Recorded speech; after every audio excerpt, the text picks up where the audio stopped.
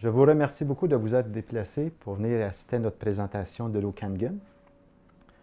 Ce soir, je vais vous présenter l'instrument qui produit cette eau. Cet instrument, c'est un ioniseur d'eau.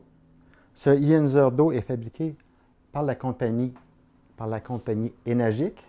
Si vous voulez avoir de l'information sur la compagnie Enagic, allez voir sur le site www.enagic.com. C'est une compagnie japonaise.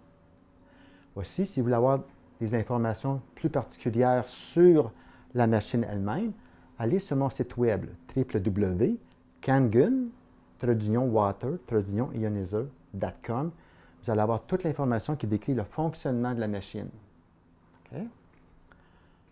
Maintenant, on va débuter par l'explication du concept d'un ioniseur d'eau.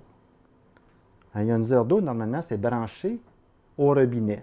Donc, je prends l'eau de la ville, je la passe à travers un filtreur. Ce filtreur-là a un compteur qui compte jusqu'à 3000 gallons. À 3000 gallons, la machine nous dit, bien, change ton filtreur. Okay? Le filtreur coûte environ 140 $. C'est bon pour 3000 gallons. 3000 gallons, ça veut dire pour une famille environ 1 an. Okay?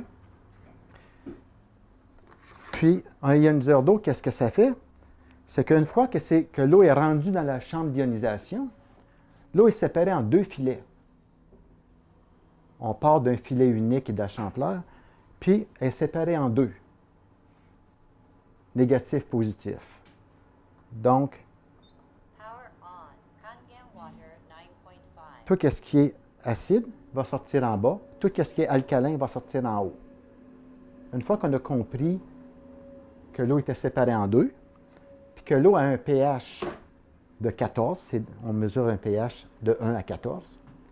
Si je fabrique un eau à 2,5 de pH qui est acide, qui va en bas, automatiquement, j'ai 11,5 qui va ici. 2,5 plus 11,5 qui fait notre pH de 14. Une fois qu'on a compris ce concept-là, que l'eau était vraiment séparée en deux, à ce moment-là, tout va bien pour les explications qui s'en viennent. Okay? Maintenant, la partie alcaline de l'eau, c'est ça qu'on va explorer pour la première partie. Maintenant, dans l'eau, est-ce que ça se peut qu'on ait des antioxydants dans l'eau? Oui. L'eau Kangen, que j'ai dans ce plat ici, dans cette eau-là,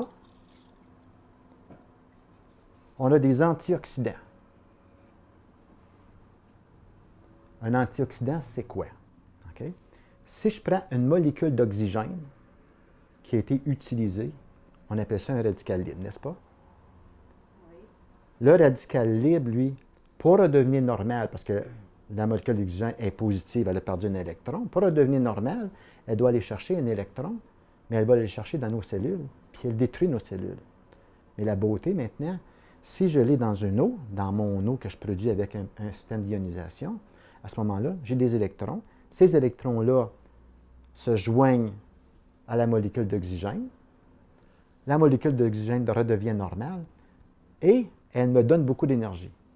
C'est pour ça qu'après souper, normalement, je ne mange plus. Ça va au lendemain matin.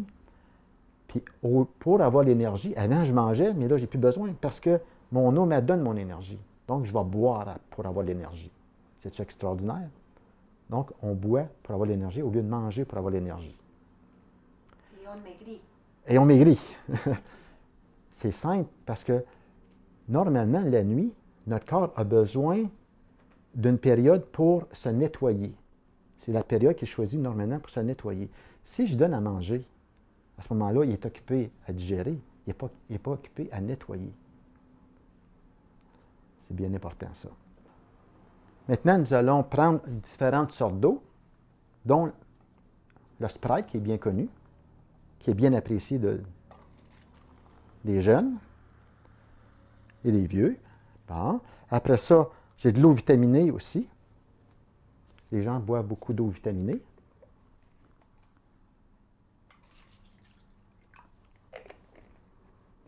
Puis une eau ici osmose inversée, Aquafina, très répandue.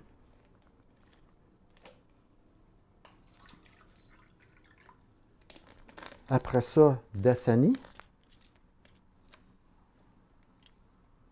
très reconnu. Puis bien entendu, la prochaine eau, c'est l'eau de la ville. Oh. Ben oui, l'eau de notre ville. Ici.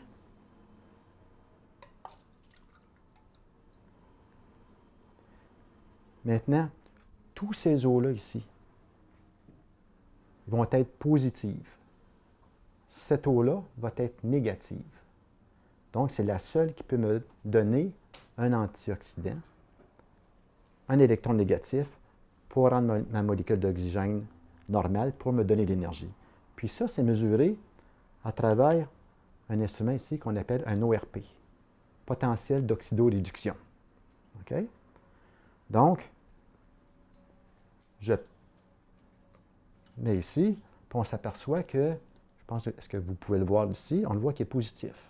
L'important, ce n'est pas le degré comme c'est positif ou négatif. Puis je vous dis d'avance, ils sont toutes positives. OK? Ils sont positifs. Ils ont tous un degré différent, mais ils sont positifs. Aquafina, la même chose.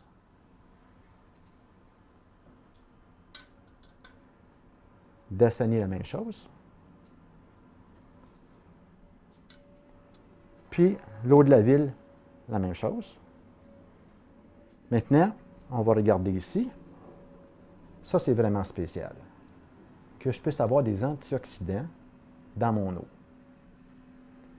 Puis bien entendu, les antioxydants ne peuvent pas rester dans l'eau. C'est pour ça que toutes les autres eaux qu'on a sur le marché, ils ne peuvent pas avoir des antioxydants dedans. C'est impossible. C'est pour ça que la machine, elle produit des antioxydants. Puis lorsqu'on ajoute la machine, justement, pour avoir ça frais. OK? Parce qu'après 24 heures, 48 heures, bien, à ce moment-là, l'eau redevient comme normale. Là, je peux aller voir. Au-dessus est déjà dans le négatif. Oui. OK? Vous pouvez constater. OK? Donc, une propriété vraiment importante, les antioxydants.